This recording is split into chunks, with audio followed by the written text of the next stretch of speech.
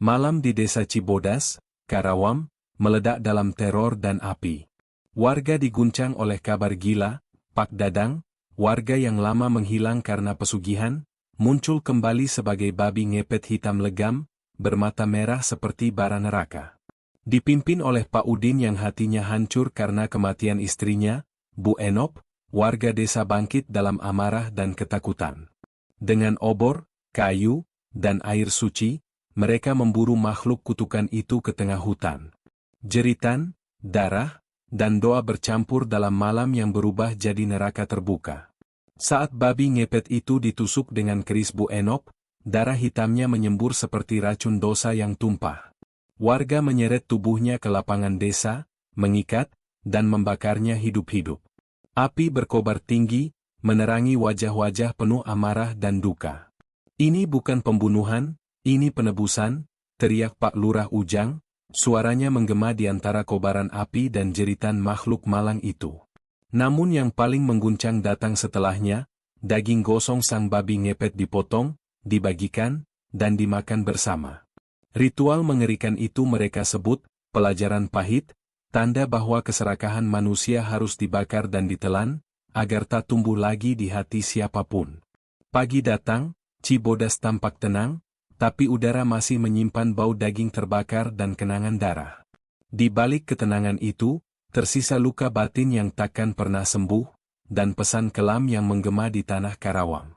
Di lereng Bukit Cibodas, Karawang, desa kecil yang tersembunyi di antara hamparan sawah hijau yang bergelombang seperti napas bumi yang lelah, angin malam selalu datang dengan bisikan yang tak pernah berubah. Desa ini, dengan rumah-rumah panggung kayu jati yang sudah lapuk oleh waktu, adalah tempat di mana warga Sunda hidup dalam irama sederhana. Matahari terbit membangunkan ayam jago, doa subuh mengalir dari masjid kecil di tengah kampung, dan malam hari adalah saat roh-roh leluhur berjaga dalam mimpi. Tapi di balik kedamaian itu, ada sesuatu yang mengintai, sebuah kegelapan yang tak terlihat, seperti akar pohon beringin yang menyelusup ke dalam tanah, menyedot kehidupan tanpa ampun. Warga seperti Bu Enop, seorang janda tua dengan mata yang selalu basah oleh kenangan suami yang hilang di hutan belantara, sering merasakan getaran itu. Cibodas ini seperti ibu yang penyayang, tapi kadang ia marah tanpa alasan. Katanya pada anak-anak desa, suaranya gemetar seperti daun kering yang bergoyang. Malam itu, ketika bulan sabit menggantung tipis di langit hitam pekat, seperti senyum setan yang menyeringai, sebuah bayangan asing menyusup ke desa. Pak Dadang, pria paruh baya dengan wajah yang dipahat oleh rahasia tak terucap, turun dari angkot reot yang berhenti di pinggir jalan tanah merah. Tas besarnya, berat dan berdebu, seolah membawa beban dunia lain, mungkin jiwa-jiwa yang tak tenang, atau janji-janji gelap yang menunggu untuk ditepati. Ia berjalan pelan, langkahnya seperti hembusan angin yang dingin menusuk tulang, melewati pepohonan tinggi yang rantingnya bergoyang seperti jari-jari hantu yang meraih. Udara malam Cibodas tiba-tiba terasa lebih berat, pengap dengan bau tanah basah yang bercampur sesuatu yang amis, seperti darah yang belum kering. Bu Enok, yang sedang duduk di teras rumahnya sambil menenun kain tenun tradisional, merasakan bulu kuduknya berdiri tegak.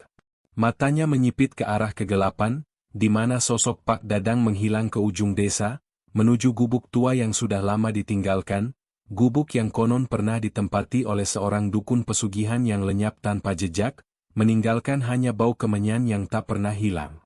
Kenapa ia memilih Cibodas? Desa ini bukan tempat untuk orang luar, ia adalah rahim bagi mereka yang lahir di sini, yang darahnya menyatu dengan tanah liat yang lengket.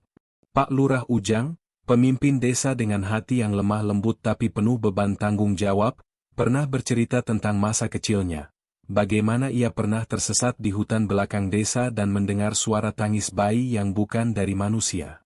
Itu roh yang haus, katanya, suaranya bergetar, menyentuh sisi terdalam dirinya yang selalu takut pada kegelapan yang tak kasat mata.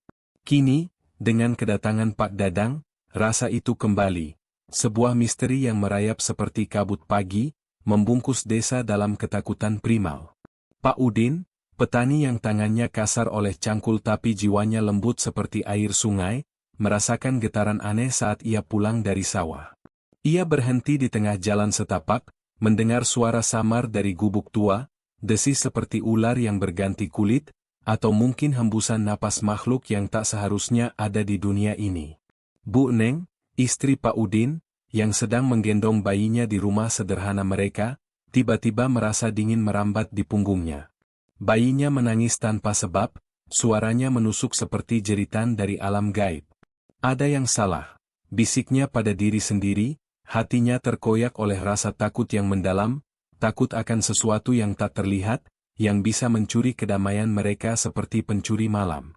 Di gubuk tua itu, Pak Dadang menyalakan lilin kecil, cahayanya berkedip-kedip seperti mata yang mengintip dari kegelapan. Ia duduk di lantai tanah yang dingin, membuka tasnya, dan mengeluarkan benda-benda aneh. Botol kecil berisi cairan kental berwarna merah seperti darah yang mengental, dan sehelai kain hitam yang berbau amis. Matanya, gelap dan dalam seperti sumur tua, memandang keluar jendela ke arah desa yang tidur. Ketenangan, gumamnya sendirian, suaranya rendah dan bergema seperti gema dari makam. Tapi di balik kata itu, ada janji kegelapan, pesugihan yang menunggu untuk bangkit, siap menyayat jiwa-jiwa yang tak berdosa. Malam semakin larut, dan angin Cibodas berhembus lebih kencang, membawa suara-suara aneh, desis daun yang seperti bisikan setan, dan jauh di hutan, lolongan anjing yang terdengar seperti tangis manusia. Bu Enok bangun dari tidurnya yang gelisah, jantungnya berdegup kencang. Ia tahu, desa ini tak lagi sama. Sesuatu telah datang, dan ia akan membawa horor yang mencekam, yang membuat bulu kuduk berdiri, yang menyentuh sisi terdalam manusia, hasrat yang tak terkendali, ketakutan yang tak berujung, dan rahasia yang siap meledak seperti badai di malam gelap. Pagi di Cibodas selalu dimulai dengan kabut tipis yang merayap dari sungai kecil di belakang desa, seperti napas hantu yang enggan pergi saat fajar menyingsing. Sawah-sawah hijau yang biasanya membawa harapan baru kini terasa dingin, seolah tanah itu sendiri merasakan beban yang tak kasat mata sejak kedatangan Pak Dadang.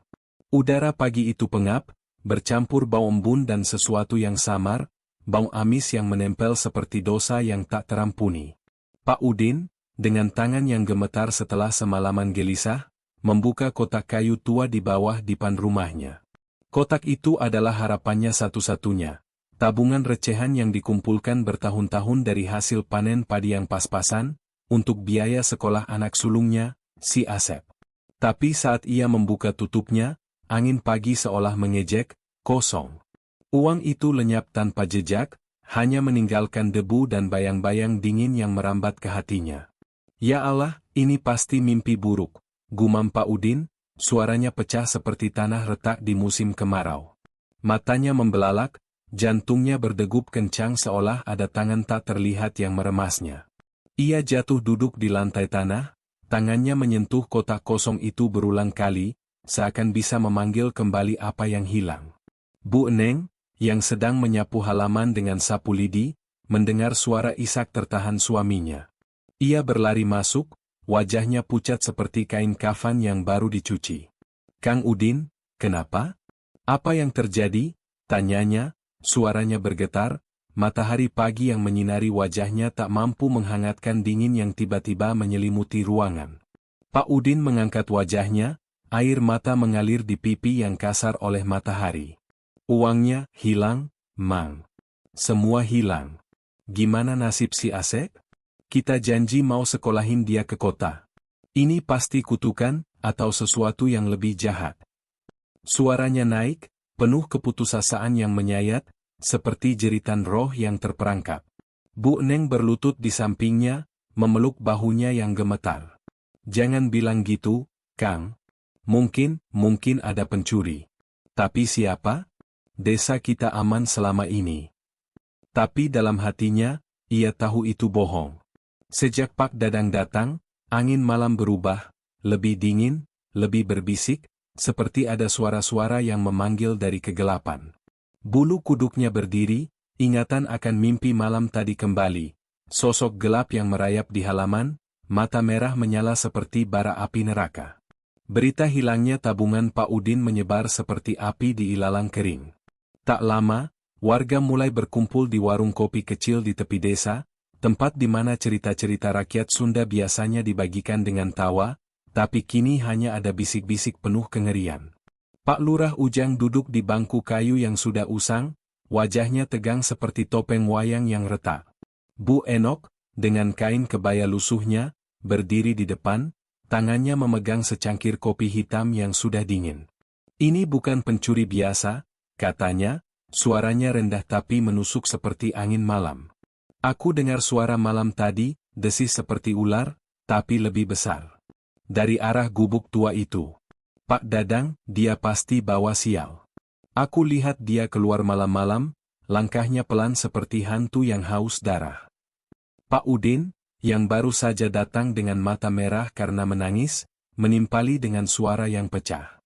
Bu Enok benar. Uangku hilang tanpa jejak, pintu terkunci rapat. Tidak ada tanda paksa. Ini seperti dicuri oleh sesuatu yang bukan manusia. Aku rasanya jiwa ini tercabik-cabik. Anakku, mimpi anakku hancur begitu saja. Ia menutup wajahnya dengan tangan, isakannya menggema di warung kecil itu, mengaduk perasaan semua yang hadir. Bu Eneng, berdiri di sampingnya, tak kuasa menahan air mata. Kang, jangan, kita cari bersama. Tapi aku takut, malam tadi aku mimpi babi besar mengintip jendela. Matanya merah, seperti setan yang lapar. Apa ini pertanda? Apa Pak Dadang, dia pelaku pesugihan? Ya Allah, lindungi kami dari kegelapan itu. Warga lain mulai berbicara, suara mereka saling tumpang tindih dalam kengerian yang menyeramkan.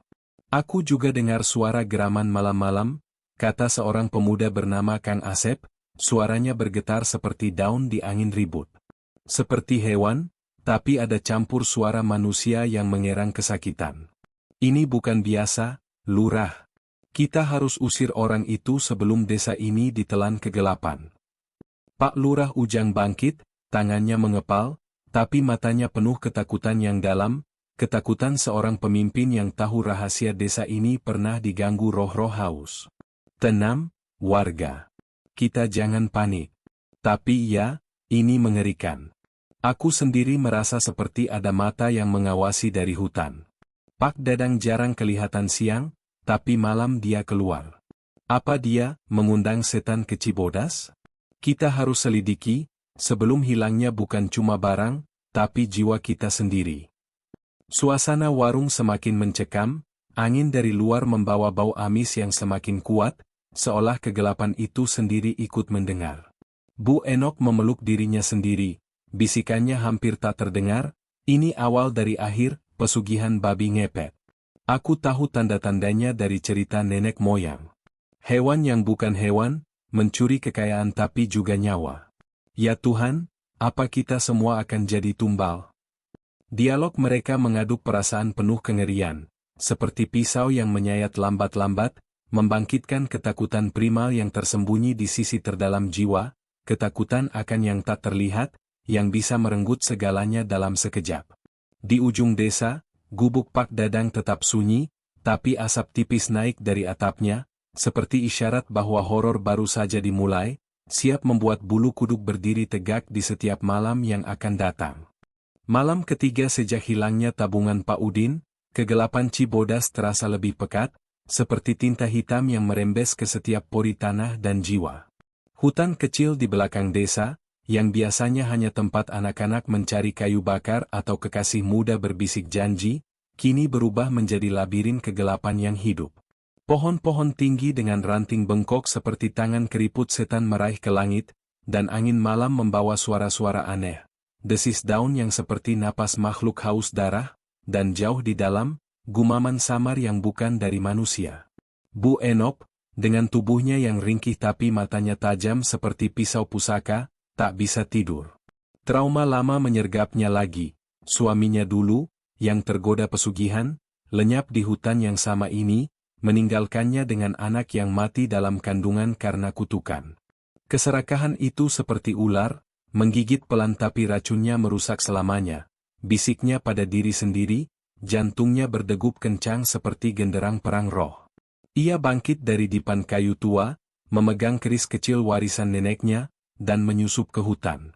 Bau amis semakin kuat, bercampur aroma kemenyan yang menyengat seperti daging busuk yang dibakar. Di sana, di sebuah tanah lapang kecil yang dikelilingi semak belukar, Bu Enok melihatnya, Pak Dadang, berlutut di tanah basah, tangannya menggali lubang kecil dengan pisau berkarat. Ia menanam botol-botol kaca berisi cairan kental berwarna merah darah, yang menggelembung seperti darah hidup yang mendidih. Di sekelilingnya, tali-tali hitam dililitkan pada kayu-kayu kecil yang ditancapkan seperti pagar makam, membentuk lingkaran ritual yang mengerikan. Cahaya bulan sabit menyinari wajah Pak Dadang, pucat, dengan urat-urat yang menonjol seperti cacing di bawah kulit, matanya tertutup rapat sambil merapal mantra dalam bahasa Sunda kuno yang terdengar seperti jeritan dari alam baka, Sang Hyang, ambil jiwa, beri harta, babi ngepet, bangkitlah. Bu Enok mundur pelan, bulu kuduknya berdiri tegak, dingin merambat seperti tangan mayat yang meraih punggungnya. Ia berlari kembali ke desa, napasnya tersengal, dan langsung menuju rumah Pak Lurah Ujang. Pintu diketuk dengan panik, dan saat Pak Lurah membuka, wajahnya yang biasanya tenang kini penuh kerut kekhawatiran. Bu Enok? Jam segini? Apa yang terjadi? Wajah ibu seperti melihat setan, tanyanya, suaranya bergetar, menyentuh sisi rapuhnya sebagai pemimpin yang pernah kehilangan saudara karena mitos serupa. Bu Enok masuk, tubuhnya gemetar, dan mereka duduk di teras rumah panggung yang dingin. Pak Udin dan Bu Neng, yang kebetulan lewat setelah mendengar keributan, ikut bergabung. Udara malam semakin pengap, seolah hutan itu sendiri ikut mendengar. Aku lihat dia, Lurah, Pak Dadang di hutan. Ritual pesugihan babi ngepet. Botol darah, tali hitam, mantra yang bikin jiwa ini tercabik-cabik. Itu bukan ilmu biasa, itu panggilan setan Sunda kuno, kata Bu Enok, suaranya pecah, air mata mengalir seperti sungai duka. Ia memeluk dirinya sendiri, ingatan tentang suaminya menyayat hatinya lagi, bagaimana ia berubah menjadi sosok gelap, mencuri harta tapi kehilangan kemanusiaannya, sampai tubuhnya ditemukan terkoyak seperti diterkam binatang buas dari dalam. Pak Udin mengepal tangan, wajahnya merah karena amarah dan ketakutan yang bercampur. Ya Allah, mitos itu nyata? Nenekku dulu cerita, pesugihan babi ngepet bukan cuma cerita angker.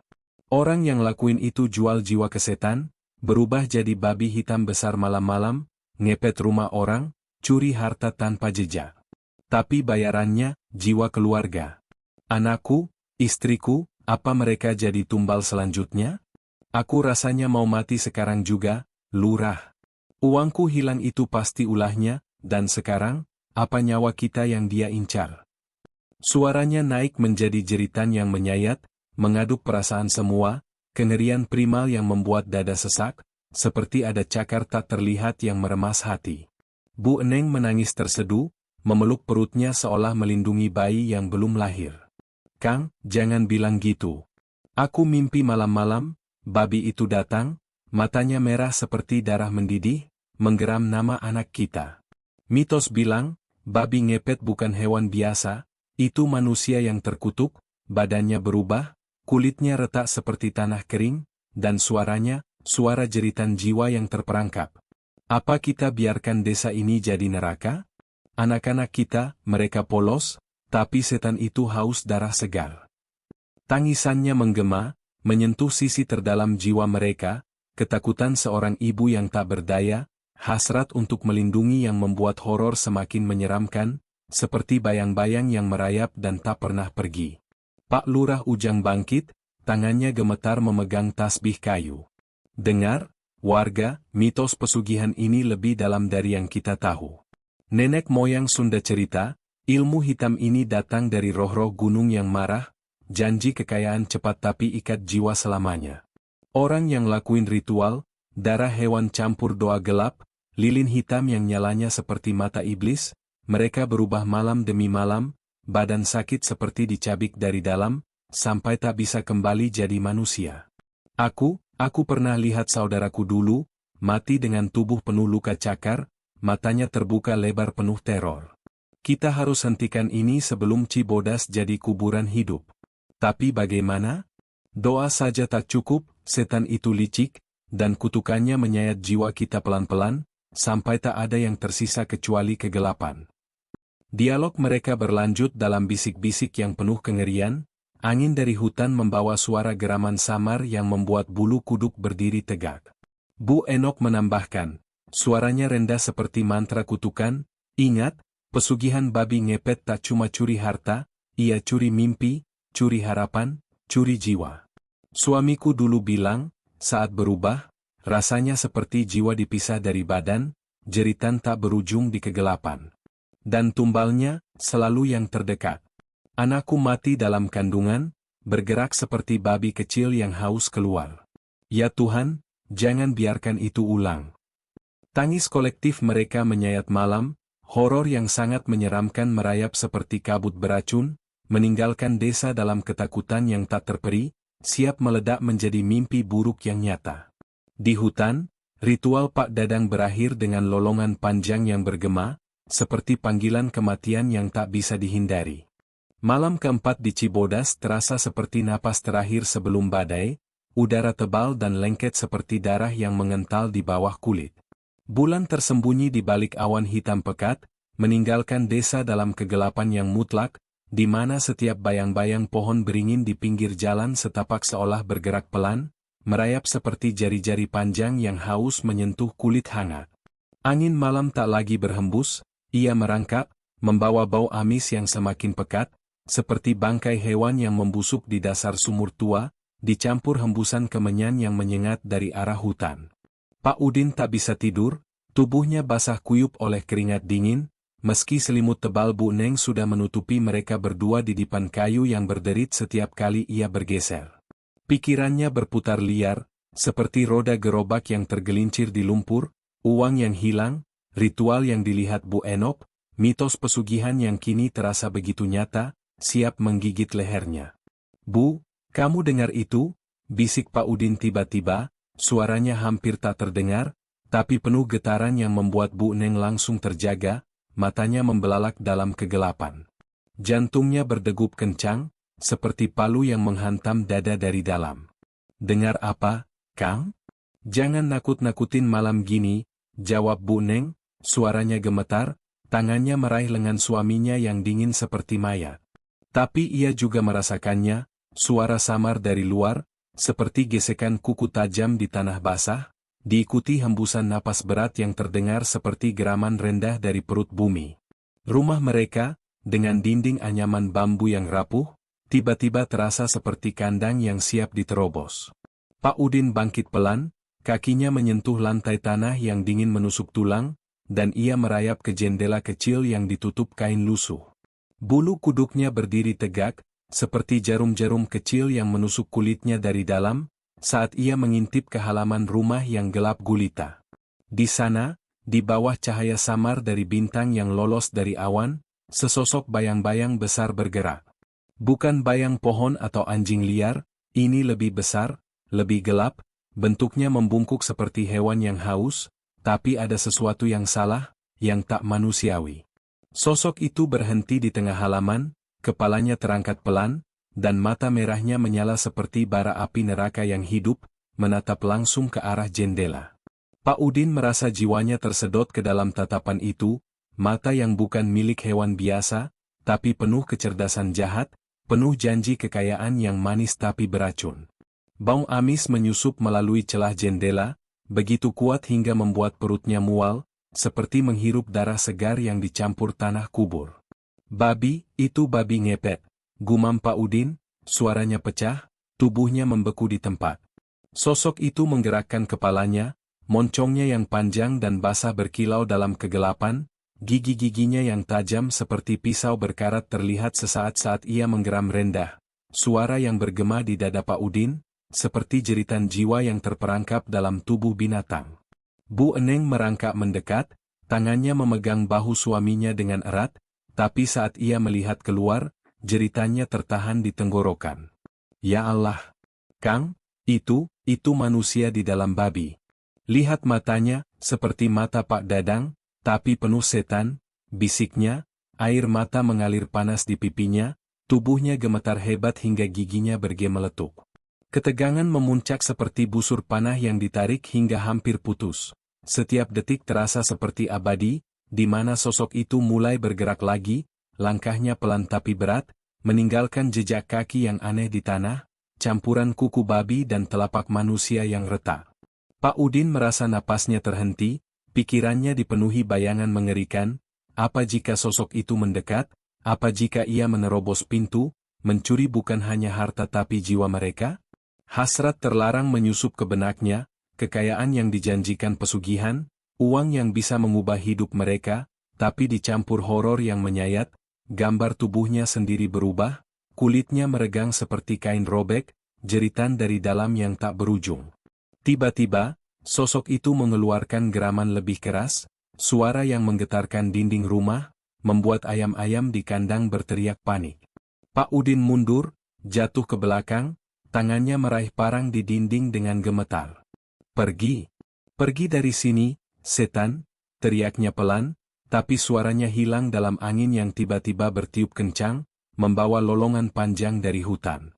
Bu Eneng menariknya ke belakang, mereka berpelukan di sudut ruangan, napas mereka tersengal, bulu kuduk berdiri tegak seperti dipanggil oleh kegelapan itu sendiri. Sosok babi besar itu berbalik pelan, matanya masih menyala, seolah menjanjikan kunjungan berikutnya, sebelum menghilang ke dalam kegelapan hutan seperti asap yang lenyap. Pagi harinya, saat matahari menyingsing lemah, Pak Udin keluar dengan hati yang hancur. Tak ada jejak di halaman, hanya tanah basah yang licin, dan bau amis yang masih menempel samar. Ia ragu pada penglihatannya sendiri, kewarasannya retak seperti cangkang telur yang rapuh. Apa itu nyata, Bu? Atau aku gila karena takut? Tanyanya pada Bu Neng, suaranya penuh keputusasaan yang menyayat. Tapi di dalam hatinya, ia tahu, horor baru saja dimulai, ketegangan merayap lebih dalam, siap membuat setiap malam berikutnya menjadi mimpi buruk yang tak terlupakan, di mana bulu kuduk tak pernah turun, dan kegelapan Cibodas semakin lapar. Siang itu di Cibodas terasa seperti neraka yang menyamar, matahari membakar tanah kering seperti api siksa yang tak pernah padam, meninggalkan bayang-bayang panjang yang seolah merayap seperti ular beracun siap menyergap. Warung kopi kecil di tepi desa, dengan atap seng karatan yang bocor seperti luka terbuka, menjadi sarang bagi warga yang hati mereka sudah retak-retak oleh ketakutan. Bau kopi hitam pekat bercampur asap rokok kretek yang menyengat, tapi tak mampu menutupi aroma amis yang kini menempel di udara seperti darah kering yang tak mau hilang. Pak Udin duduk di bangku kayu yang reot, wajahnya kusam seperti mayat yang baru bangkit, matanya merah karena malam tanpa tidur yang dipenuhi jeritan dalam mimpi. Sialan! Itu babi setan kemarin malam nyaris robek jiwa gue, umpatnya kasar, suaranya tajam seperti pisau yang menusuk daging, mengaduk perasaan semua yang mendengar, amarah yang menyayat, campur keputusasaan yang membusuk dari dalam. Bu Neng, duduk di sampingnya dengan tubuh gemetar seperti daun kering di angin ribut, menambahkan dengan suara pecah yang menohok hati, "Lo semua pada buta apa? Gue mimpi babi itu berubah jadi manusia, kulitnya robek-robek seperti kain busuk, darahnya netes-netes sambil geram nama anak gue. Itu bukan mimpi biasa, itu ancaman dari neraka. Pak Dadang, bajingan itu, pasti dia yang panggil setan pesugihan. Gue rasanya mau gila, jiwa ini kayak dicabik-cabik pelan-pelan." Tangisannya meledak, kasar dan menyayat seperti jeritan perempuan yang kehilangan segalanya, membuat warga lain menunduk, hati mereka terkoyak oleh gambar mengerikan itu, sosok babi dengan wajah manusia yang terdistorsi, mata merah menyala seperti lubang neraka, siap menelan jiwa-jiwa polos. Pak Lurah Ujang, yang biasanya bijaksana seperti pohon beringin tua, kini wajahnya tegang seperti topeng kematian, tangannya mengepal tasbih kayu hingga jarinya memutih. "Dengerin gue, warga. Jangan pada bego. Desas-desus ini bukan gosip murahan, ini kutukan nyata yang lagi merayap ke desa kita seperti racun di darah. Pak Dadang datang kayak hantu sialan, bawa ritual busuknya, dan sekarang barang-barang hilang, penampakan setan muncul. Kalau kita diam aja, besok anak-anak kita yang jadi tumbal, dicabik-cabik di kegelapan malam." Suaranya naik, tajam dan menohok seperti cambuk yang menyabet kulit, mengaduk emosi kolektif, ketakutan yang membara, amarah yang membusuk, membuat udara warung semakin pengap, seolah setan itu sendiri ikut bernapas di antara mereka. Warga lain mulai bergolak, suara mereka saling tumpang tindih seperti jeritan dari alam baka. Kang Asep, pemuda berotot tapi hati penakut, membentak, "Gue lihat sendiri jejaknya pagi tadi, kaki babi campur telapak manusia yang retak seperti tulang patah. Itu bukan hewan, itu monster dari pesugihan. Pak Dadang pasti jual jiwanya ke iblis, dan sekarang dia haus darah kita. Sial, gue rasanya mau muntah tiap malam, takut bayang-bayang di kamar gue berubah jadi babi itu, giginya tajam siap robek leher." Kata-katanya kasar, menyayat seperti garam di luka terbuka, membangkitkan horor menyeramkan dalam benak semua, gambar gigi yang mengkilap darah, suara geraman yang bergema seperti tangis bayi yang dikorbankan, dan bau amis yang menempel seperti kutukan abadi. Bu Enok, dengan mata yang dalam seperti sumur berhantu, menimpali dengan bisik yang tajam, "Lo semua pada lupa cerita nenek moyang? Pesugihan babi ngepet itu bukan mainan, itu ilmu hitam yang makan jiwa dari dalam, ubah manusia jadi binatang busuk, badannya retak-retak, jeritannya kayak roh yang tersiksa selamanya. Suami gue dulu mati kayak gitu, tubuhnya ditemuin di hutan, robek-robek seperti diterkam dari dalam. Dan sekarang, Pak Dadang lagi ulangin neraka itu di Cibodas. Kalau kita saling tuduh, desa ini bakal hancur, jiwa kita dicuri satu-satu, tinggal tulang belulang yang berhantu." Suaranya menyayat jiwa, mengaduk perasaan penuh duka dan teror, membuat warga merasa seperti ada cakar tak terlihat yang meremas hati mereka, bulu kuduk berdiri tegak di siang bolong. Konflik meledak saat seorang warga tua, Pak Jajat, menuding Pak Udin, "Lo sendiri yang ceroboh, simpan uang sembarangan. Mungkin bukan pesugihan, tapi maling biasa." Tapi Pak Udin bangkit, matanya membara, "Bajingan. Lo bilang gue bohong? Gue lihat setan itu sendiri, matanya kayak neraka yang nyala, geramnya kayak jiwa lo yang busuk. Kalau lo gak percaya, tidur aja di halaman gue malam ini, biar babi itu robek perut lo." Kata-kata kasar itu menohok seperti tombak, memperbesar retak persatuan desa, di mana ketakutan kolektif berubah jadi racun yang saling menyakiti. Udara semakin mencekam, angin dari hutan membawa desis samar seperti bisikan setan yang mengejek, meninggalkan warga dalam horor yang menyeramkan, rumor yang merayap seperti kabut beracun, siap menelan desa utuh, menyayat jiwa-jiwa mereka pelan-pelan hingga tak ada yang tersisa kecuali kegelapan yang haus. Desas-desus menyebar seperti api liar, membakar harapan, meninggalkan abu duka yang tak pernah padam. Sore itu di Cibodas terasa seperti ambang antara dunia nyata dan alam gaib, matahari merah darah tenggelam pelan di balik bukit, mewarnai langit seperti darah korban yang tumpah dalam ritual kuno. Udara berat dengan hembusan angin yang membawa bisikan-bisikan samar dari hutan, seperti doa leluhur Sunda yang tak pernah selesai, penuh magis yang sakral tapi menyayat jiwa. Pak Lurah Ujang berjalan sendirian menuju gubuk tua di ujung desa, langkahnya pelan seperti peziarah yang mendekati makam suci, tapi hatinya dipenuhi kengerian mendalam, sebuah kegelapan yang merayap dari dalam tanah, seperti akar pohon beringin yang menyelusup ke jiwa, haus akan rahasia yang tak boleh diungkap. Gubuk itu, dengan dinding kayu lapuk yang ditumbuhi lumut seperti kulit mayat yang membusuk, berdiri sunyi di tengah semak belukar, seolah dijaga oleh roh-roh tak kasat mata yang sakral, tapi penuh dendam. Saat Pak Lurah mendekat, bau kemenyan menyengat menusuk hidungnya, aroma yang magis dan kuno, seperti hembusan dari alam baka yang memanggil jiwa-jiwa hilang. Bau itu bercampur sesuatu yang amis, seperti darah hewan kurban yang masih hangat, membuat bulu kuduknya berdiri tegak, dan hatinya terkoyak oleh kenangan lama, saudaranya yang lenyap karena tergoda ilmu hitam, tubuhnya ditemukan dengan mata terbuka lebar, penuh teror sakral yang tak terucap. Pintu gubuk terbuka pelan dengan sendirinya, seolah ada tangan tak terlihat yang mengundang, dan di dalam, cahaya lilin hitam berkedip-kedip seperti mata setan yang mengintip dari kegelapan. Pak Dadang duduk di lantai tanah, wajahnya pucat seperti kain kafan, matanya dalam seperti sumur berhantu, dan di sudut ruangan, bayangan samar bergerak pelan, bukan angin, tapi sesuatu yang hidup, yang sakral tapi mengerikan, seperti roh pesugihan yang menunggu tumbal. Pak Dadang, sapa Pak Lurah dengan suara rendah, gemetar seperti doa yang dipanjatkan di malam buta, saya datang bukan sebagai lurah, tapi sebagai saudara. Desa ini, Cibodas ini seperti ibu yang sedang sakit, jiwanya terkoyak oleh sesuatu yang tak terlihat. Apa yang Anda bawa ke sini? Bau ini, seperti panggilan dari leluhur yang marah, magis yang sakral tapi menyayat hati kami semua. Pak Dadang mengangkat wajahnya pelan, senyum tipis muncul di bibirnya seperti retak di batu suci, tapi matanya penuh kesepian yang mendalam, seperti jiwa yang terikat kontrak abadi dengan kegelapan.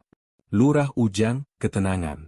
Saya datang mencari ketenangan, seperti peziarah yang haus akan rahasia alam. Desa ini, tanahnya subur dengan magis Sunda kuno, roh-roh yang sakral menjaganya. Apa yang Anda takutkan? Hanya hembusan angin, atau doa yang tak selesai? Pak Lurah melangkah masuk, tubuhnya merinding saat bayangan di sudut ruangan bergerak lagi, samar seperti siluet babi yang setengah manusia, mata merahnya menyala sesaat sebelum lenyap. Di belakang Pak Dadang, tersembunyi di balik kain hitam, terlihat barang-barang mewah yang tak pantas, gelang emas berkilau seperti janji setan, dan botol cairan merah yang menggelembung pelan, seperti darah hidup yang bernapas. Jangan bohongi saya, Pak. Ini bukan ketenangan, ini kutukan. Saya menciumnya, bau kemenyan yang sakral, tapi penuh kengerian mendalam, seperti roh pesugihan yang haus jiwa. Barang-barang ini, dari mana? Desa kami sederhana, tapi sekarang malam-malam dipenuhi geraman dari alam gaib. Anak-anak kami menangis, istri-istri kami bermimpi darah. Apa Anda jual jiwa Anda untuk ini? Saya pernah kehilangan saudara karena magis seperti ini, jiwanya terkoyak pelan-pelan, sampai tak ada yang tersisa kecuali bayang-bayang yang menyayat hati.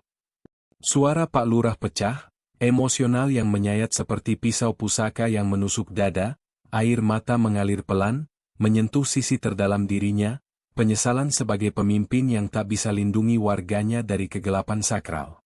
Pak Dadang diam sejenak, matanya memandang ke kegelapan di sudut, di mana bayangan itu berbisik samar, seperti mantra kuno yang memanggil. Jiwa, apa itu jiwa, Lurah? Hanya hembusan magis yang sakral, terikat pada tanah ini. Saya datang karena panggilan, roh leluhur Sunda yang haus penebusan. Kekayaan? Itu hanya bayang, tapi kengeriannya, itu yang mendalam, yang menyayat seperti doa yang tak terkabul. Anda takut? Baiklah, tapi ingat, setiap desa punya rahasia, dan Cibodas, ia lapar akan tumbal. Dialog mereka minimalis, tapi penuh muatan emosional yang menyayat jiwa, seperti ritual sakral yang tak boleh diganggu, kesepian Pak Dadang yang terasa seperti kutukan abadi, penyesalan Pak Lurah yang membusuk dari dalam. Saat Pak Lurah berdiri untuk pergi, angin dari dalam gubuk berhembus dingin, membawa geraman rendah yang magis, membuatnya merasa diawasi oleh sesuatu yang tak kasat mata, roh pesugihan yang siap bangkit. Ia keluar dengan hati terkoyak, kengerian mendalam merayap seperti kabut gaib, meninggalkan gubuk itu dalam kegelapan yang semakin pekat, siap menyayat malam-malam berikutnya dengan magis yang tak terelakkan. Malam ke-6 di Cibodas terasa seperti hembusan terakhir sebelum kegelapan mutlak menelan segalanya, angin dari hutan berhembus pelan tapi menusuk seperti jarum es yang merayap ke tulang sumsum, membawa bisikan-bisikan samar yang bukan dari dunia ini, suara desis seperti roh leluhur yang haus penebusan, dicampur lolongan jauh yang mengerikan, seperti jeritan jiwa yang terkoyak dalam ritual terlarang. Rumah Pak Lurah Ujang, dengan lentera minyak yang berkedip lemah seperti napas sekarat, menjadi tempat berkumpulnya warga yang hati mereka sudah retak-retak oleh horor yang merayap. Udara di dalam ruangan pengap, bercampur bau keringat dingin dan kemenyan yang dibakar Bu Enok untuk mengusir roh jahat, tapi justru membuat bayang-bayang di dinding bergoyang seperti makhluk hidup yang mengintai, siap menerkam dari kegelapan. Bulu kuduk warga berdiri meremang, emosi ketakutan mereka membara seperti api neraka yang tak terlihat, menyayat jiwa pelan-pelan hingga tak ada yang tersisa kecuali getaran primal yang membuat tubuh gemetar tak terkendali. Pak Lurah Ujang berdiri di tengah ruangan, wajahnya pucat seperti kain kafan yang basah oleh air mata tak kasat mata, tangannya memegang tasbih kayu yang sudah aus, tapi jarinya gemetar seperti daun di angin ribut. "Warga, saudara-saudaraku," bisiknya, suaranya rendah tapi menyayat seperti mantra sakral yang rusak. "Kita tak bisa lagi diam seperti domba menunggu penyembelihan. Pesugihan itu, ilmu hitam yang magis dan misterius, sudah merayap ke desa kita seperti kabut beracun dari alam gaib. Kita harus jaga malam ini, pantau gubuk sialan itu diam-diam, sebelum babi ngepet itu bangkit lagi, robek jiwa kita satu persatu." Matanya membelalak, penuh kengerian mendalam yang membuat warga lain menunduk, hati mereka terkoyak oleh gambar mengerikan, sosok babi dengan kulit retak seperti tanah kering, mata merah menyala seperti lubang neraka, dan geraman yang bergema seperti panggilan kematian dari roh-roh haus darah. Bu Enop, duduk di sudut dengan botol air suci yang diambil dari mata air sakral di gunung, tangannya memegang keris pusaka yang bergetar pelan seolah hidup, menambahkan dengan suara gemetar yang penuh magis, "Ya Allah, roh nenek moyang sudah bisik ke gue malam tadi, dalam mimpi yang mencekam seperti neraka hidup. Kita butuh doa Sunda kuno, air suci ini yang dicampur mantra leluhur, untuk lindungi kita dari kutukan itu.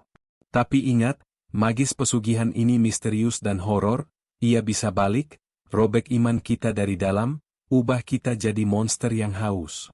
Gue takut, gue rasanya jiwa ini sudah setengah hilang, bulu kuduk gue meremang terus, seperti ada tangan mayat yang raih dari kegelapan." Tangisannya pecah, emosional yang menyayat jiwa warga, membuat Kang Asep, pemuda yang biasanya gagah, mundur pelan, wajahnya basah keringat dingin. "Bu, jangan bilang gitu. Gue lihat bayang itu di mimpi, babi setan dengan gigi tajam seperti pisau berkarat, menggeram nama gue.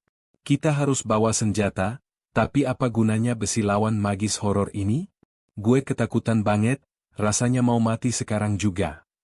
Pak Udin, yang memimpin rencana bersama Bu Enok, bangkit dengan mata membara tapi penuh air mata, suaranya kasar tapi menyayat seperti jeritan dari alam baka, "Dengerin gue. Kita bersembunyi di hutan malam ini, dekat gubuk Pak Dadang yang terkutuk itu. Bawa air suci, doa, dan iman, tapi jangan bohongi diri, ini horor mengerikan yang magis, misteri yang bisa bikin bulu kuduk lo meremang selamanya. Gue udah lihat penampakannya, badannya berubah pelan seperti daging yang meleleh, jeritannya kayak roh yang tersiksa abadi. Kalau kita gagal, desa ini jadi kuburan hidup, jiwa kita jadi tumbal setan. Bu Neng, anak gue takut mereka dicabik di kegelapan."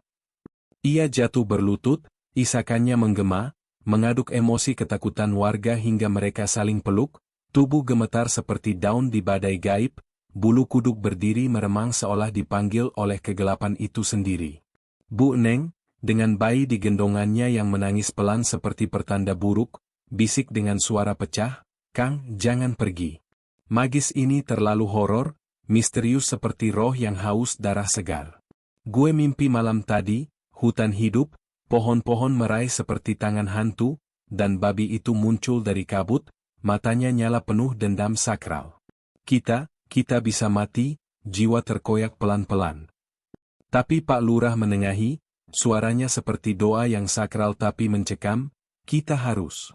Dengan air suci ini, doa leluhur, Sang Hyang, lindungi hamba dari kegelapan hitam, usir roh pesugihan yang haus. Ini magis lawan magis, tapi horornya mendalam, bisa bikin kita gila.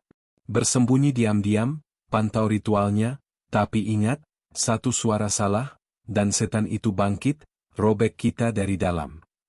Rencana mereka terbentuk dalam bisik-bisik yang penuh ketakutan, emosi yang menyayat seperti pisau gaib, di mana setiap kata terasa seperti mantra yang bisa memanggil horor lebih besar.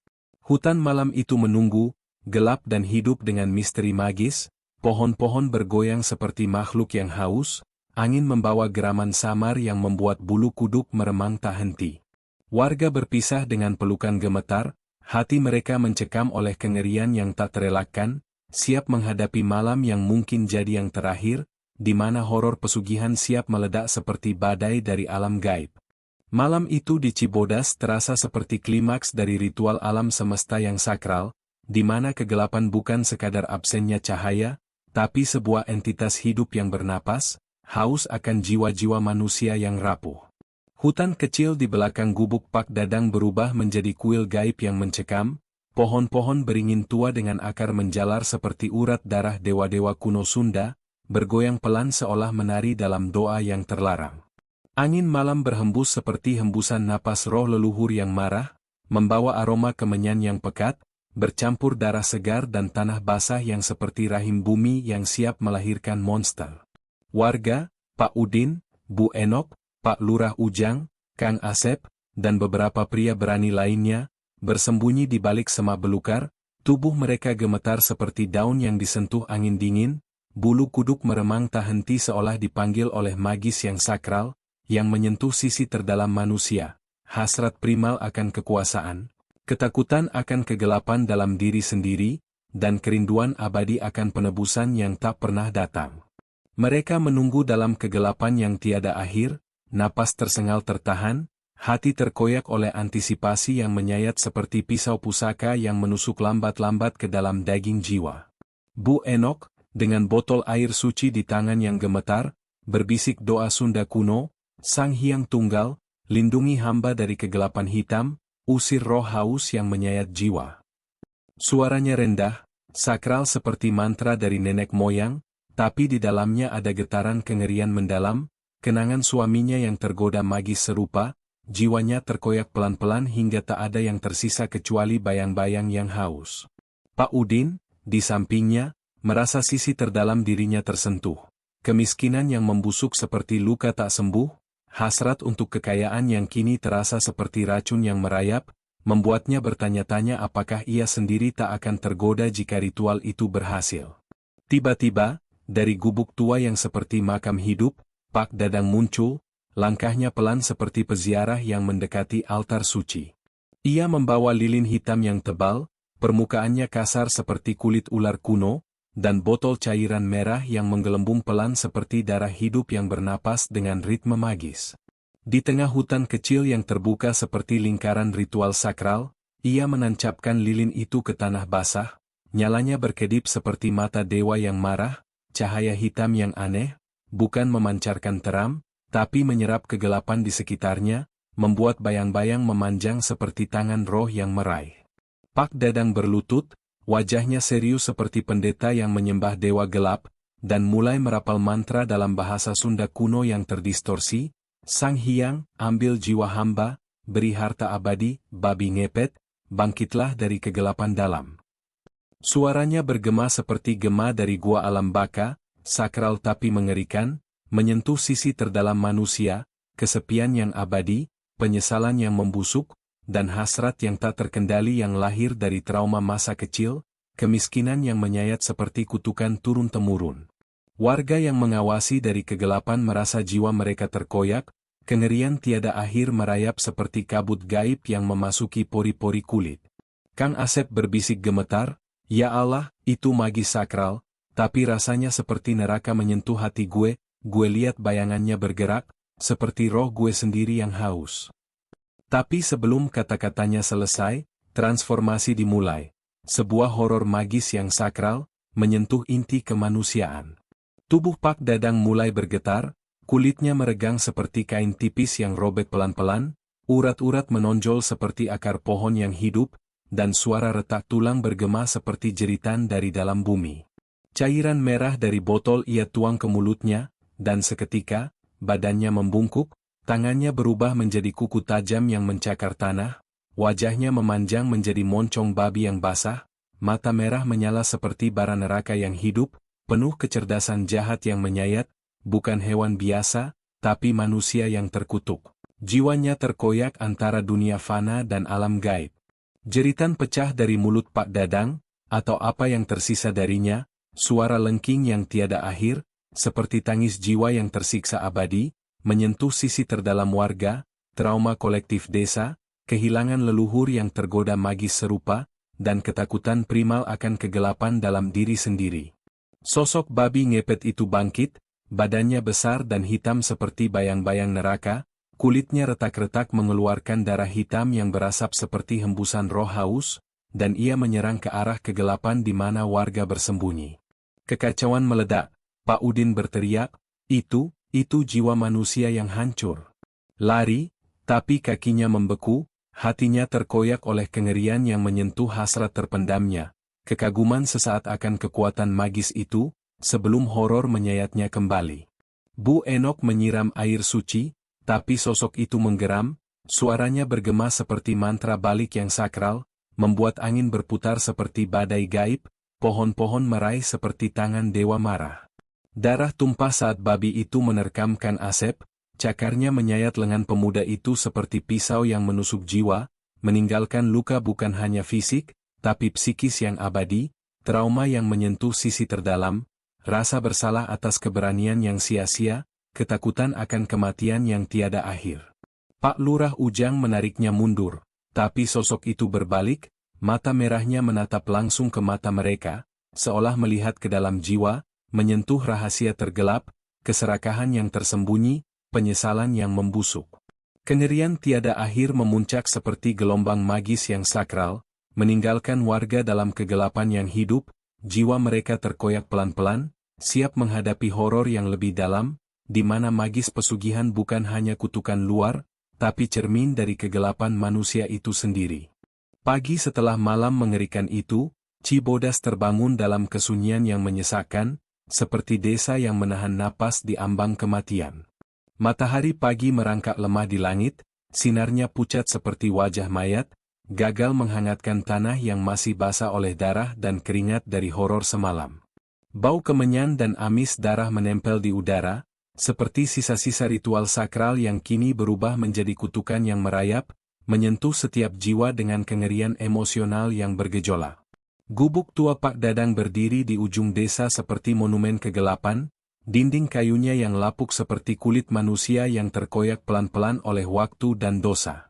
Warga, Pak Lurah Ujang, Pak Udin, Bu Enok, dan Kang Asep yang lengannya masih berdarah dari cakaran babi ngepet, berkumpul di depan gubuk, hati mereka bergolak antara amarah yang membara dan ketakutan yang menyayat seperti pisau gaib yang tak pernah tumpul. Bulu kuduk mereka meremang, seolah roh pesugihan masih mengintai dari bayang-bayang, siap merobek jiwa yang tersisa. Pak Lurah Ujang mengetuk pintu gubuk dengan tangan gemetar, tasbih kayunya berderit di genggaman seperti doa yang patah. Pak Dadang, keluar sekarang, atau kami bakar gubuk ini dengan segala setanmu, teriaknya, suaranya kasar tapi pecah oleh emosi yang bergejolak, tanggung jawab sebagai pemimpin yang gagal melindungi, penyesalan yang membusuk dari masa lalu, dan ketakutan primal akan kegelapan yang kini menari di depan matanya. Pintu terbuka perlahan, deritanya seperti jeritan roh yang tersiksa, dan Pak Dadang muncul, wajahnya kusam seperti kain kafan yang robek, matanya dalam seperti sumur yang menyimpan rahasia neraka. Di belakangnya, lilin hitam di lantai masih mengepulkan asap tipis, dan botol cairan merah di sudut ruangan berkilau seperti darah hidup yang bernapas, menambah kengerian yang mengaduk jiwa. Apalagi, Lurah? Kalian datang seperti serigala yang haus darah, tapi takut pada bayang sendiri, kata Pak Dadang, suaranya rendah tapi menyayat, seperti mantra yang penuh racun magis, menyentuh sisi terdalam manusia, kesepian yang abadi, hasrat yang tak terkendali. Pak Udin melangkah maju, matanya merah membara, tangannya mengepal hingga kuku mencakar telapaknya sendiri. Jangan pura-pura suci, setan. Lo ubah diri lo jadi babi ngepet, robek harapan anak gue, curi tabungan gue. Malam tadi lo cakar Kang Asep. Lo mau jiwa kami semua, ya? Gue rasanya jiwa ini sudah setengah mati, lo bajingan terkutuk. Teriakannya menggema, emosional yang bergejolak seperti badai yang merobek hati, membuat warga lain menunduk, air mata mereka mengalir pelan, terkoyak oleh trauma kolektif, kehilangan, kemiskinan, dan horor yang kini nyata di depan mereka. Bu Enok, dengan keris pusaka di tangan, melangkah mendekat, matanya penuh duka yang mendalam seperti sumur kematian. Lo tahu apa yang lo lakukan, Dadang? Pesugihan itu bukan cuma curi harta, ia curi jiwa, robek keluarga dari dalam. Suami gue dulu kayak lo, tergoda magis busuk itu, dan anak gue mati dalam perut, geraknya kayak babi kecil yang haus keluar. Lo bawa neraka ke Cibodas, dan sekarang jiwa kami terkoyak pelan-pelan, lo dengar jeritan kami malam-malam. Suaranya pecah, menyayat seperti pisau yang menusuk hati warga, mengaduk kengerian emosional yang bergejolak, gambar anak yang tak lahir, jiwa yang tersiksa, dan kutukan yang tak pernah berakhir. Pak Dadang tiba-tiba tersenyum tipis, tapi bukan senyum manusia. Itu senyum roh yang terikat kontrak gaib, penuh keputusasaan yang menyentuh sisi terdalam. Ia berlutut, suaranya bergetar seperti doa yang patah. Kalian pikir gue pilih ini karena serakah? Gue kehilangan keluarga, istri gue mati karena gak bisa makan, anak gue pergi karena gak punya apa-apa. Magis ini, pesugihan ini janji harta, tapi ia minta jiwa, dan sekarang gue terperangkap, badan gue retak tiap malam, jiwa gue jerit seperti binatang yang dikurung. Kalian mau hukum gue? Lakuin. Tapi kutukan ini gak berhenti di gue, Cibodas sudah ditandai, roh haus itu lapar selamanya. Pengakuannya menyayat, emosional yang bergejolak seperti badai gaib, membuat warga mundur selangkah, hati mereka terkoyak oleh kengerian mendalam, bukan hanya Pak Dadang yang terkutuk, tapi desa mereka, tanah mereka, jiwa mereka sendiri yang kini terikat pada magis horor yang tak terelakkan. Kang Asep, dengan lengan berdarah yang masih basah, menjerit, lo pikir kami peduli cerita lo? Lo bawa setan ke sini, lo ubah diri lo jadi monster, dan sekarang kami yang menderita. Gue rasanya jiwa ini dicabik-cabik tiap malam, mimpi babi itu ngejar, matanya nyala kayak neraka. Apa lo mau kami semua mati, jiwa kami jadi tumbal? Amarahnya meledak, tapi di dalamnya ada ketakutan yang menyayat, menyentuh sisi terdalam, rasa bersalah karena tak cukup berani, trauma luka yang tak hanya fisik tapi psikis, seperti cakar gaib yang tak pernah lepas. Warga lain mulai berteriak, suara mereka saling tumpang tindih dalam kengerian emosional yang bergejolak, seperti jeritan dari alam baka yang bangkit, menuntut keadilan tapi tenggelam dalam horor yang tiada akhir. Pak Lurah Ujang mencoba menengahi, tapi suaranya tenggelam dalam gejolak emosi. Cukup. Kita harus putuskan, usir dia, atau apa lagi? Tapi ingat, magis ini sudah meresap ke tanah kita, ke jiwa kita. Apa kita cukup kuat untuk lawan, atau kita juga akan jatuh, tergoda seperti dia? Kata-katanya menyayat, mengaduk pertanyaan mengerikan, apakah mereka berbeda dari Pak Dadang, atau apakah hasrat dalam diri mereka sendiri, kemiskinan, keputusasaan, akan menyeret mereka ke kegelapan yang sama? Gubuk itu tiba-tiba bergetar pelan, seperti dipanggil oleh roh pesugihan yang masih lapar, dan dari dalam, suara geraman rendah terdengar, membuat bulu kuduk warga meremang, hati mereka bergolak dalam kengerian yang tak terperi, siap menghadapi horor berikutnya yang sudah menanti di malam yang tak pernah usai. Malam itu di Cibodas terasa seperti neraka yang meledak dari perut bumi, kegelapan pekat seperti darah mengental yang menyelimuti segalanya, angin berhembus ganas seperti hembusan nafas setan yang haus pembalasan sadis. Hutan di belakang desa berubah menjadi arena penyiksaan brutal, pohon-pohon beringin tua mencakar langit seperti cakar monster yang siap merobek daging hidup, dan suara desis daun terdengar seperti bisikan kejam yang menjanjikan kematian lambat dan menyayat. Bu Neng, yang baru saja pulang dari konfrontasi di gubuk Pak Dadang, berjalan sendirian di jalan setapak yang gelap, bayinya menangis pelan di gendongannya seperti pertanda maut yang tak bisa dihindari. Hatinya sudah retak-retak, emosional bergejolak seperti lahar yang mendidih, amarah pada Pak Dadang yang kejam, ketakutan primal akan kutukan pesugihan yang brutal, dan penyesalan mendalam atas kehidupan sederhana yang kini hancur seperti tubuh yang dicabik binatang buas. Tiba-tiba, dari kegelapan hutan, suara geraman rendah bergema seperti jeritan jiwa yang disiksa abadi, membuat bulu kuduk Bu Eneng meremang seperti jarum-jarum yang menusuk kulit dari dalam. Ia berhenti, jantungnya berdegup sadis seperti palu yang menghantam dada berulang kali, napasnya tersengal. Ya Allah, jangan sekarang, bisiknya, suaranya pecah menyayat seperti kaca yang retak di bawah tekanan brutal. Sosok babi ngepet muncul dari bayang-bayang, lebih besar dari sebelumnya, badannya hitam pekat seperti malam neraka, kulitnya retak-retak mengeluarkan darah hitam yang berasap seperti racun kejam yang merayap. Matanya merah menyala seperti bara api yang haus, penuh dendam brutal yang tak berujung, giginya tajam seperti pisau berkarat yang siap merobek daging hidup dengan sadis. Itu bukan lagi hewan, itu perwujudan kegelapan manusia, jiwa Pak Dadang yang sudah hancur, terikat kontrak gaib yang kejam, siap membantai siapa saja sebagai tumbal terakhir.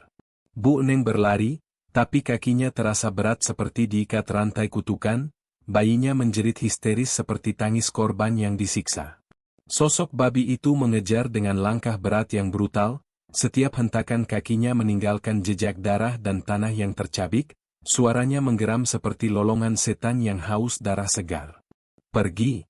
Lo monster kejam, lo sudah robek jiwa kami cukup, jerit Bu Neng, suaranya bergejolak emosional yang menyayat jiwa, air mata mengalir panas seperti darah dari luka terbuka. Tapi sosok itu menerkam, cakarnya menyabet punggung Bu Neng dengan sadis, merobek kain dan daging seperti kertas basah yang dicabik, darah muncrat hangat dan lengket, rasa sakitnya brutal seperti api neraka yang membakar dari dalam. Ia jatuh ke tanah, bayinya terguling, menangis lebih kencang seperti jeritan penebusan yang tak terkabul, dan Bu Neng merasa jiwanya terkoyak pelan-pelan, kengerian mendalam merayap seperti racun yang membusuk hati, gambar anaknya yang tak berdosa jadi tumbal, suaminya Pak Udin yang akan hancur melihat mayat mereka yang tercabik. Warga mendengar jeritan itu, seperti panggilan maut yang menyayat malam, dan mereka berlari keluar rumah dengan hati bergejolak, Pak Udin di depan, matanya liar seperti binatang yang haus balas dendam kejam. "Eneng! Anak gue!" raungnya, suaranya brutal dan menyayat seperti jeritan ayah yang kehilangan segalanya, amarahnya meledak seperti bom gaib yang siap hancurkan desa. Bu Enok, dengan air suci dan keris pusaka, berlari di sampingnya, wajahnya penuh duka sadis yang mendalam. "Ini akhirnya, kutukan itu haus darah segar, lo harus lawan dengan iman, atau kita semua mati tercabik." Mereka tiba di tempat kejadian, sosok babi itu sedang mengintai Bu Neng yang tergeletak, moncongnya basah darah, giginya mengkilap seperti senjata pembantaian brutal.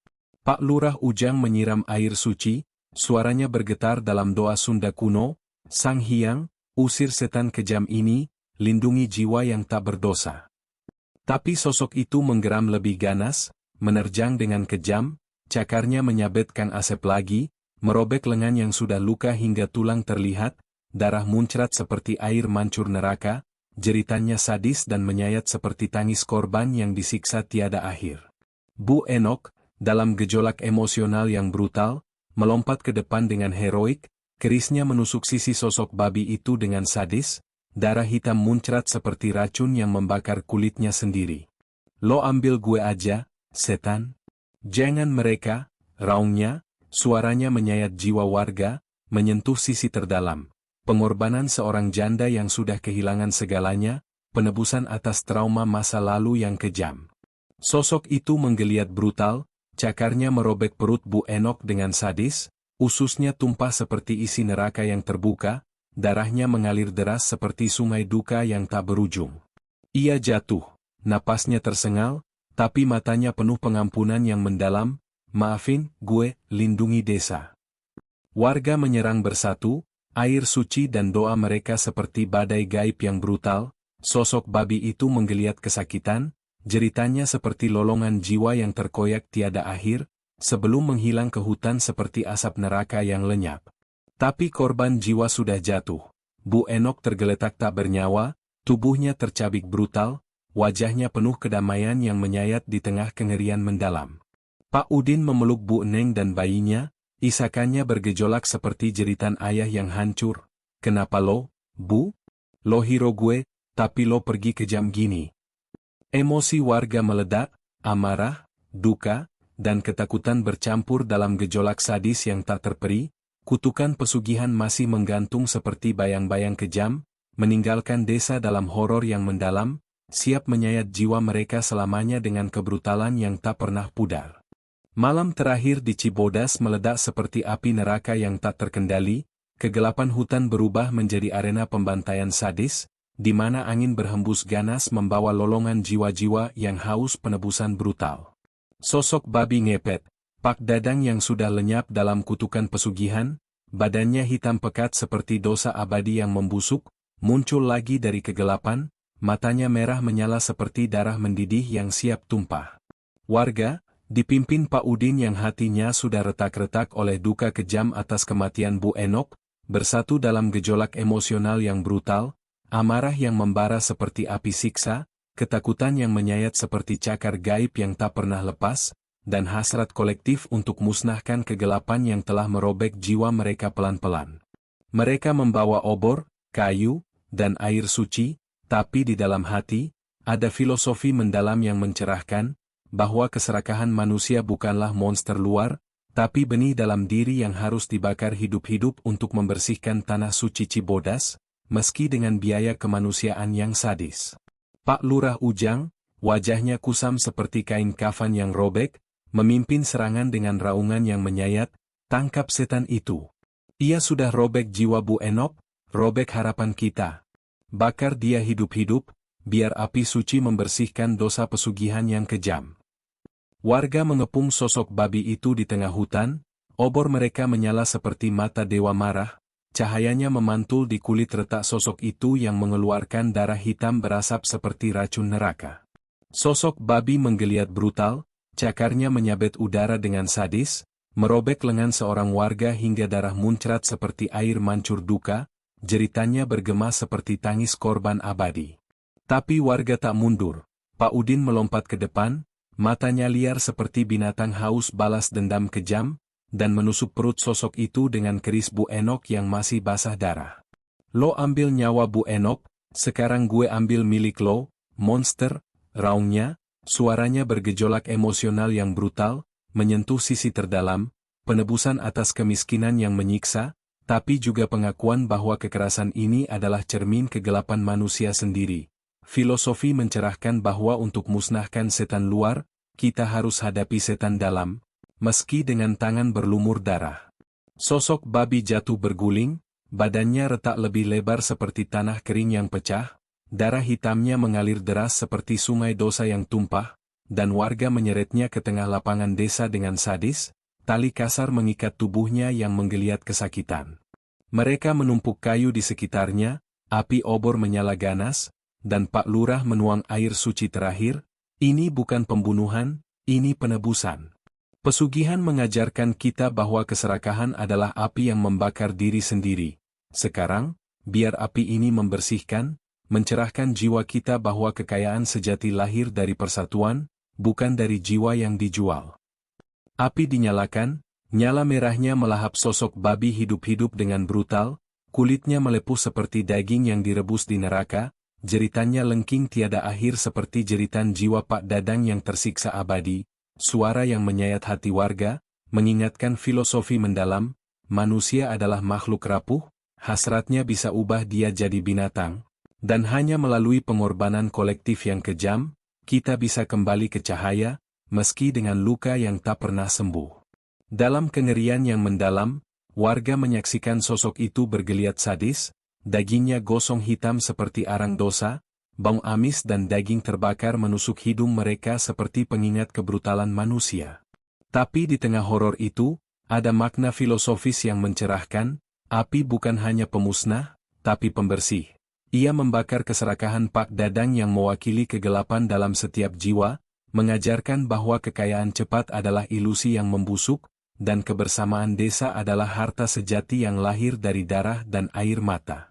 Saat api padam, warga, dalam gejolak emosional yang brutal, memotong daging gosong sosok itu dengan pisau kasar, membagikannya secara beramai-ramai seperti ritual sakral yang kejam. Makanlah, biar dosanya jadi pelajaran di perut kita, kata Pak Udin, suaranya pecah menyayat, saat ia mengunyah daging pahit itu dengan air mata mengalir. Filosofi mencerahkan bahwa dengan memakan kegelapan, kita internalisasi pelajaran, mengubah horor jadi kekuatan, meski rasa getirnya abadi di lidah jiwa. Desa Cibodas kembali tenang, sawah hijau bergoyang seperti napas bumi yang lega, tapi trauma tetap. Bayang-bayang pesugihan mengintai di setiap malam, mengingatkan filosofi mendalam bahwa manusia adalah cermin kegelapan, keserakahan bisa bangkit lagi jika hasrat tak terkendali. Warga lebih kuat, bersatu dalam doa dan gotong royong, tapi selamanya berhantu. Cahaya pagi kini terasa lebih terang karena dibayar dengan darah sadis. Penebusan datang, tapi harganya kejam, jiwa yang terkoyak, dan pelajaran bahwa untuk mencerahkan kegelapan, kita harus bakar diri sendiri pelan-pelan, dalam api persatuan yang abadi.